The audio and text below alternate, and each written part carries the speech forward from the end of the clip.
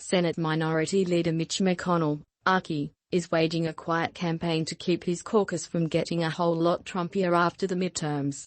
He wants people who he knows are team players, people who are interested in solutions, said a GOP senator who spoke on the condition of anonymity to avoid angering fellow Republicans. There are a lot of people who are running for office these days who have different agendas. In Alaska's Senate race, McConnell is backing incumbent Republican Lisa Murkowski, who voted to convict former President Donald Trump on impeachment charges last year. She faces a Trump-backed challenge from Kelly Baker. In Arizona, McConnell is trying to recruit Governor Doug Ducey, who angered Trump by refusing to overturn his state's electoral votes, to run in a Republican primary that already features multiple Trump-aligned hopefuls. Many Washington Republicans are concerned that the party could blow its chance to defeat Democratic Senator Mark Kelly if it nominates a candidate who is seen as too extreme. And over several conversations, McConnell privately lobbied his top lieutenant, Senate Minority Whip John Thune, RSD, to run for a fourth term rather than leave open a seat in South Dakota, which could easily nominate and elect a Trump-style Republican. Trump has issued an open call to Republicans in the state to run against Thune, and shortly after Thune announced that he would seek re-election, one of Trump's pollsters conducted a survey that suggested he could be vulnerable.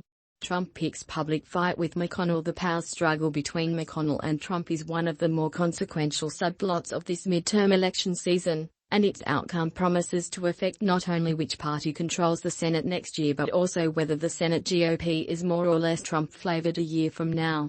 It occurs against the backdrop of a deep freeze between the two men, which set in when McConnell condemned the January 6, 2021, attack on the U.S. Capitol and said Trump had provoked it. Trump has taken to calling McConnell a broken old crow. McConnell's first priority is to take back the Senate majority. In some states, he finds himself aligned with Trump.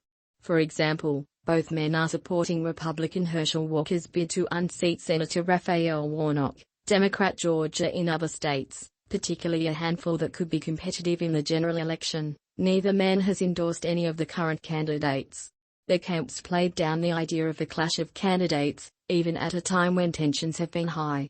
Which Senate candidates are not Trump-aligned and backed by McConnell? Trump spokesman Taylor Blewich asked in a text message. Blewich didn't reply when the names of Murkowski and Thune were supplied. John Ashbrook, a spokesman for McConnell, declined to comment for this article.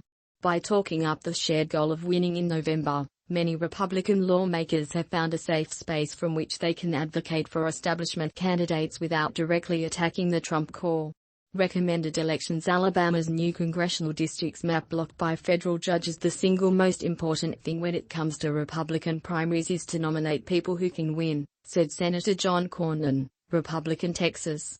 But some Republicans readily point to what they say is a conflict of interest between McConnell and Trump that is apparent in races where there are more clear-cut choices between the wings of the party. McConnell is party line, which is true to form, that he wants a Republican majority, said a GOP strategist and former Senator who is sympathetic to McConnell's point of view. Trump is less concerned with a majority and more concerned with a Trump-focused majority. I think he would be comfortable with a minority in the Senate if it were a Trump-loyal minority. Gonzalez, there is a difference between Trump's midterm goals and Republican leaders. A bumper crop of senators loyal to Trump, rather than to the party or McConnell, could complicate McConnell's efforts to lead. Already, he is losing reliable Republican allies such as Senators Rob Portman of Ohio, Roy Blunt of Missouri, Pat Toomey of Pennsylvania, Richard Shelby of Alabama and Richard Burr of North Carolina to retirement. Trump's endorsed candidate in Pennsylvania, Sean Parnell, dropped out amid domestic abuse allegations, an episode that appears to have made him more cautious about licensing his brand. Of the current set of candidates in those states, all of which feature competitive primaries, only Ted Budd of North Carolina, backed by Trump, has won an endorsement from either man. There is bound to be more reluctance in races in which there are no clear frontrunners, and the party will have to unite after the primaries to win in November. That dynamic is at play in Pennsylvania and Ohio.